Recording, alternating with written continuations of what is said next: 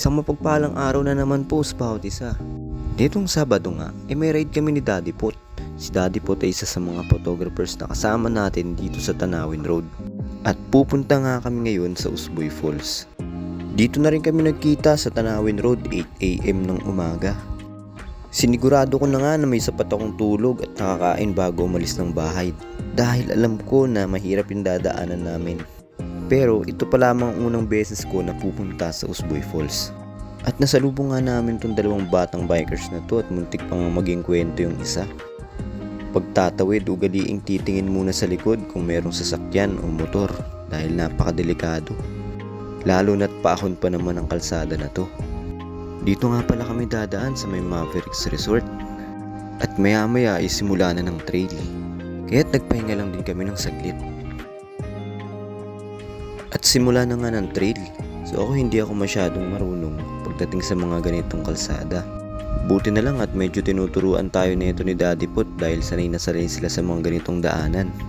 Nakakailang lang din kasi lalo na kapag madudulas yung mga bato at minsan putik pa.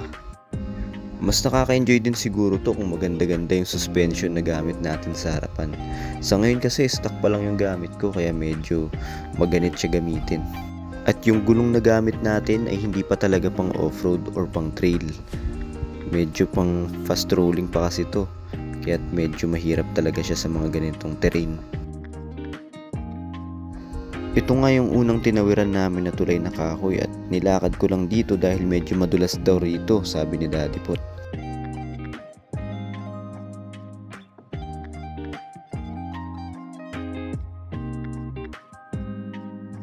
At ito na nga, nagsimula na kaming magtulak paahon sa mga maputik na daan. Napakahirap na rin kasing i-bike dito kung pipilitin pa namin. At saka siyempre delikado. Bala ko pa nga sana isama yung mga teachers na kaibigan natin. Buti na lang meron silang mga kanya-kanyang lakad. Kung hindi, makakasama sila sa ganitong daanan. At syempre, hindi na rin natin sila aayain sa ganito dahil sobrang hirap. Syempre, pagkatapos ng pagtutulak sa mga maputik na daan, meron pa rin namang mga parte na bikeable, kagaya na lamang dito. Mas nai-enjoy ko nga rin mag-ride sa mga ganitong klaseng lugar, kumpara sa city driving, dahil mausok kasi sa mga syudad, kumpara dito. Nasariwang hangin pa talaga yung malalanghap mo. At ito na nga yung pangalawang tulay na kahoy na aming tatawirin. At ito yung palatandaan na malapit ka na talaga sa Usboy Falls dahil pag ahon dito ay nasa Usboy Falls ka na. Pagkaahon ay kakanan lang kayo rito at doon na natin ipaparada ang ating mga bike dahil mahihirapan tayo pababa. Ang ganda po, sanggala. Ano, ang camera, di ba? Oo. Eh, dito na ako nang hinayang minsan. Pagkakita ka kami ng pagkakita. Kita natin. Pero ba yan, mag-bombay ng tao dito. Ay, putik yan. Sandal mo pa rin ito. Fine ba yan? Wag. Kaya siguro yan. Pwede na yung tubig ko. Gagampo. Ganda.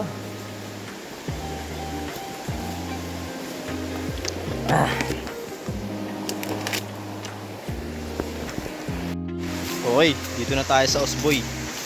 Sama natin si Daddy Pot. Huwag ka lang madudulas, kaibigan. Medyo madulas lang guys pababa. Kaya pala doon na lang namin pinarada yung bike namin. Kasi mahirap pababa rito. Meron namang hagdan-hagdan ng konti. Kaya lang mahirap. Whoop!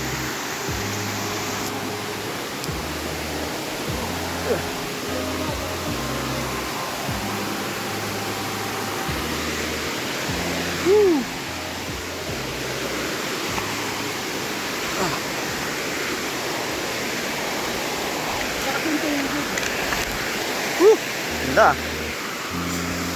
Okay.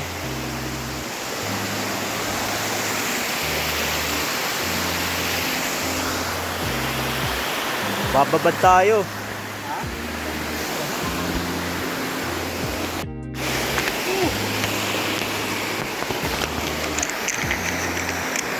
Bababad muna kami, kaunti. Sarap! Ang lamig ng tubig. Tagal ako, nakapag-iilog din. Tagal ko na rin hindi nakapag-iilog eh. At syempre, hindi na natin palalampasin ang pagkakataon na makapagbabad sa malamig at napakapreskong tubig dito sa Uspuy Falls.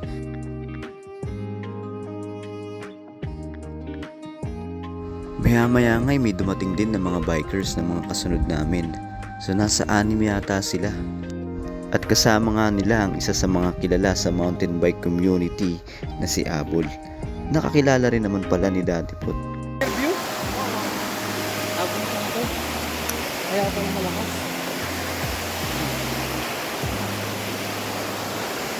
Ito guys, yung falls oh. Sarap magbabad sa tubig. Grabe, sarap dito. Buti na lang sinama tayo dito ni Daddy Pot. Meron pa tayong mga nakasabay din dito.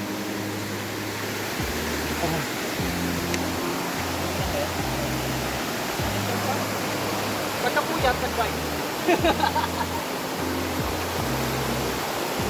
Habang maaraw ba eh.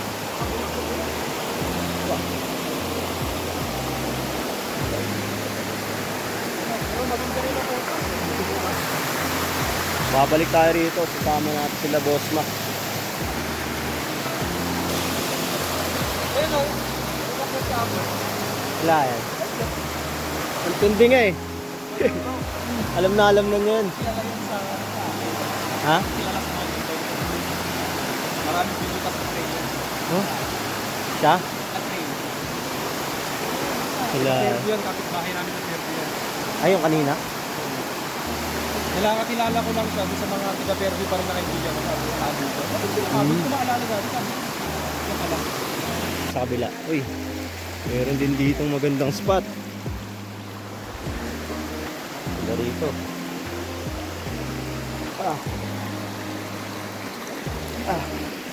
Uy, oh. Bang!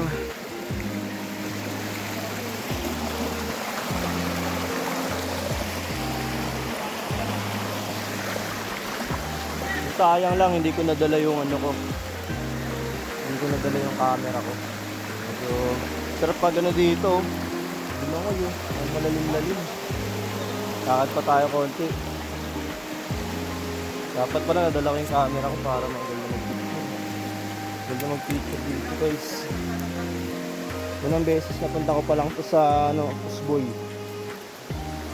Tapos ang labas namin mamaya ni Daddy Pot sa may ano na.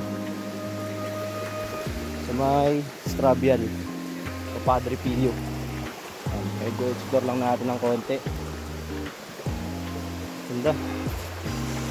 Ang ganda rito. Aray. Ito. Ang insulin plant to.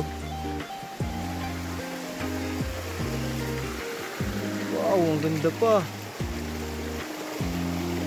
Wow.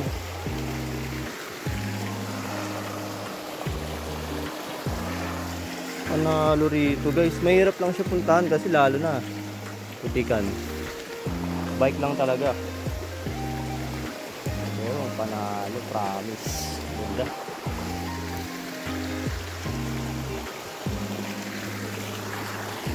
Salamat kay Daddy Pot at meron na naman tayo nalamang bagong lugar dito sa ano lang.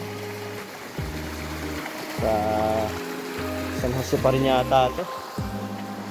So ano, Norsagaray. Okay. Grabe. Panalo. Balik na tayo doon.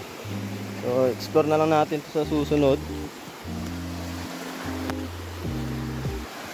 Kapag kasama natin si Boss Mac. Ayain natin sila Boss Mac dito. Maganda rito.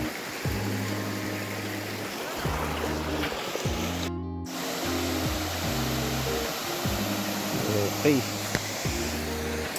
Palis na kami dito ni Daddy Pot sa ano. Nagkakagdagan ba? Ah, Kilakad mo ganda? andun. Haba-haba din ha? Hanggang dun lang. Dito. Meron din landing doon eh. Oo.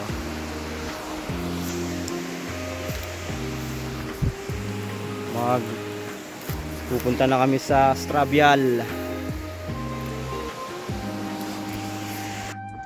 At syempre, hindi na nga rin kami nagpatagal masyado ni Daddy Pot sa Usboy Falls dahil mahaba-haba pa nga yung babiyahiin namin pa uwi. At patanghali na rin kasi, kaya't medyo mainit at mas mahirap ng bumiyahe dahil mas nakakahingal. At sa biyahe nga namin pa uwi, mas marami pala yung mga ganitong daanan rito.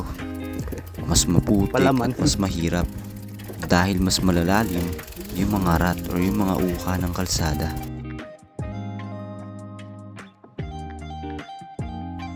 At ito na nga ang pinakamatindi at pinakamahirap na trail na naranasan ko sa ngayon sa pagbabike. Pero sa kabila nun ay nakaka-enjoy pa rin, lalo't meron naman tayong kasama. Kung mag-isa lang ako neto, syempre kakabahan na ako dahil hindi ko alam ang daan neto palabas at hindi ko kabisado. At ifa-fast forward ko nga ng 5 times ang aming nilakad or ang aming inahon na tulak-tulak lamang ang aming mga bisikleta. Hindi ko ito ikakat pero nasa 14 minutes kami na nagtutulak ng bike paahon sa ganitong klaseng daanan. Mahaba-habang trekking ito na bitbit ang mga bike, tulak-tulak at minsan binubuhat pa.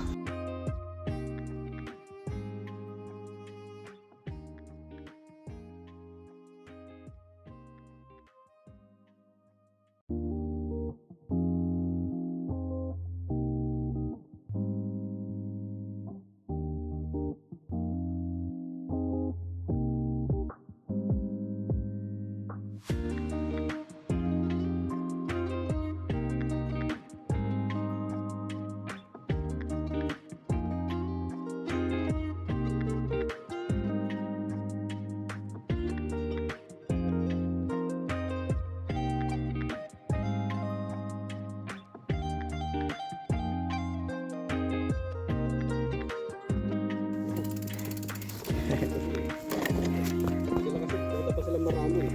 Oo.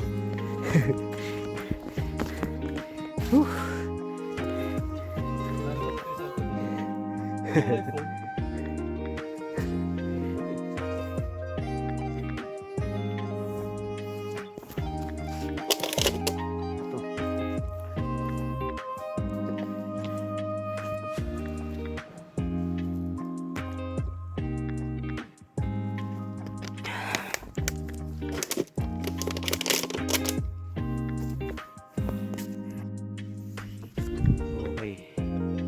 Pahinga lang kami saglit dito sa may paahon. Grabe ahon dito. Yan. Yan. Hindi bikeable to. Ay, maliliit. Pait. Ligaw. Kung pala ang ligaw. Pait yan eh.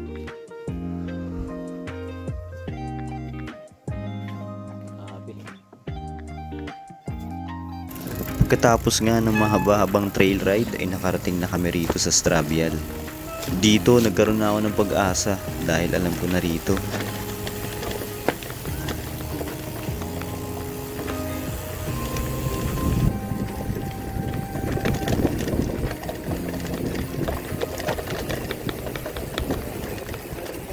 Uy, ang ganda ng mga paro-paro. Dami pa na ulit nila pansin. Sabi ko.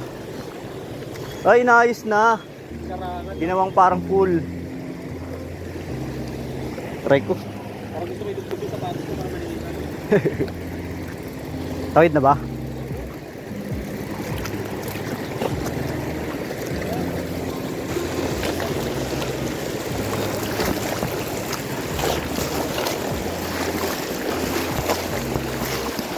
Tawid ilog.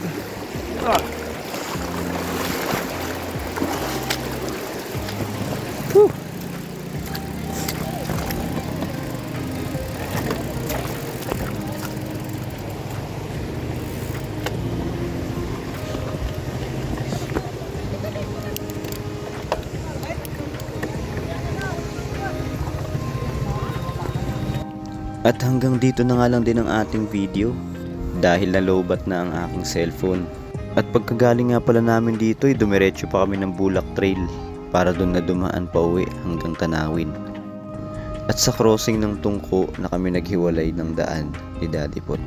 At natapos nga ang isa sa aking memorable na ride dahil ito ang unang beses ko na makaranas talaga ng mga ganong klaseng daanan. Kaya't hanggang dito na lamang mga kaibigan. Maraming salamat kung tinapos mo ang video na to. Ingat sa lahat and God bless. Ride safe. At kita-kits sa daan.